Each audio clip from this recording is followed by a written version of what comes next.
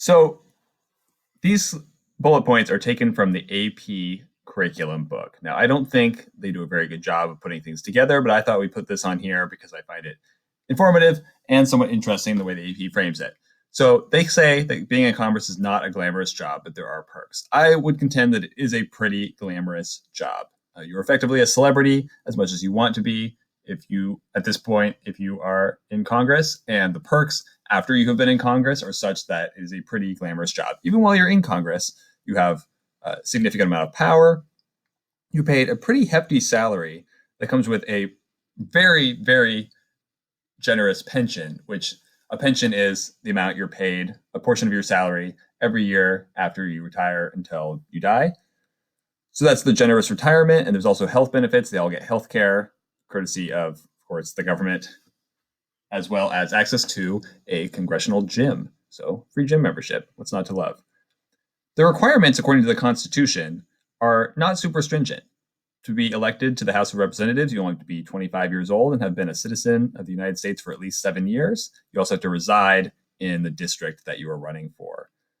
So to be in the Senate, be elected a senator, you have to be 30, have been a citizen for 9 years, and also to reside in the state that you are representing.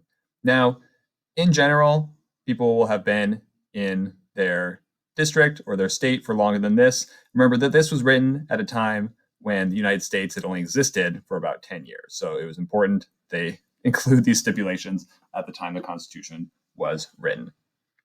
Overall, there are 435 representatives now and 100 senators. So that's 435 congressional districts. Remember that each state has a different amount of districts depending on their population, but each state also has 2 senators. So 50 states, 100 senators.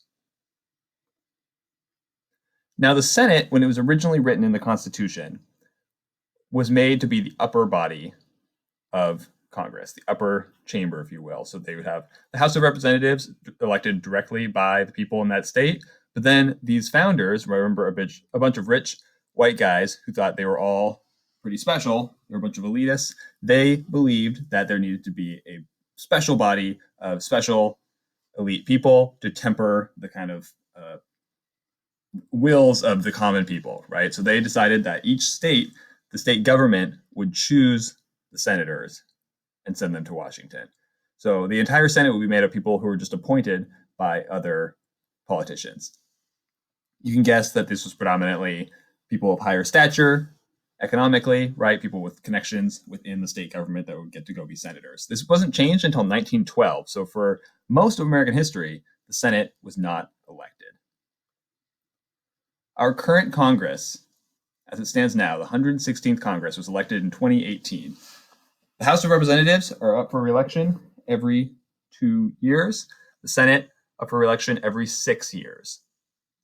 So in 2018, the Democrats were able to take control of the House of Representatives. You can see there's a majority Democrats now. That was not the case before 2018, whereas the Senate has remained Republican controlled. Now that's only by 3 votes. These 2 yellow, those are independents. One of those, I believe, is Bernie Sanders. I actually don't know who the other one is. Maybe Rand Paul? I'm not sure. He almost always votes with the Republicans. Now, when we start breaking down the representation in Congress by how it relates to the demographics of the American public in general, we find that looking at religion, Protestants and Catholics are somewhat overrepresented. The majority of Congress in both houses are Protestant or Catholic. Now, this is true also with the American public, but not to this degree. We do, however, also see that certain religions, Judaism and Mormonism, are actually overrepresented compared with the amount of people in the United States who represent these religions, which is kind of interesting. This is the first Congress where we've seen Muslim representation as well. Racially, this is the most diverse Congress in the history of the United States. As you can see, Democrats represent a plurality of races, still predominantly white. Republicans also represent a plurality of races, although vastly, overwhelmingly white.